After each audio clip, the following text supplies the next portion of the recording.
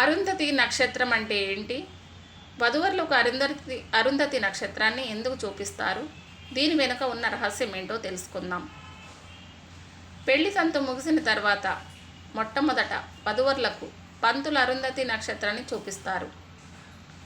ఈ నక్షత్రాన్ని చూపించడం వెనుక ఉన్న రహస్యం ఏంటంటే, బ్రహ్మదేవుని కుమార్తె పేరు సంధ్యాదేవి. ఈమె వశిష్ఠ మహర్షి ఉపదేశంతో తన దేహాన్ని అగ్నికి ఆహుతి చేసుకుని సాయంత్ర సంధ్యలలో ఓ స్త్రీ రూపంగా మారింది. ఈ మహిళే అరుంధతి. ఈమె అందానికి ముగ్ధుడైన వశిష్ఠ మహర్షి పెళ్లి చేసుకోవాలని అనుకుంటాడు.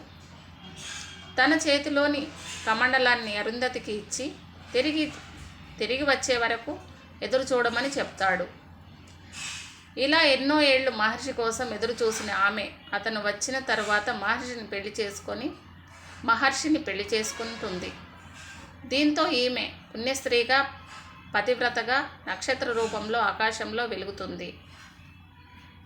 పెళ్ళైన వరుడు వధువుకు ఈ నక్షత్రాన్ని చూపించడం వల్ల అరుంధతి అంత ఓపిక, సహనంతో పాటు కొత్త జంట సంతోషంగా ఉంటారని, అలాగే వారి సంసారం సాఫీగా సాగుతుందని పురాణాలు చెప్తున్నాయి.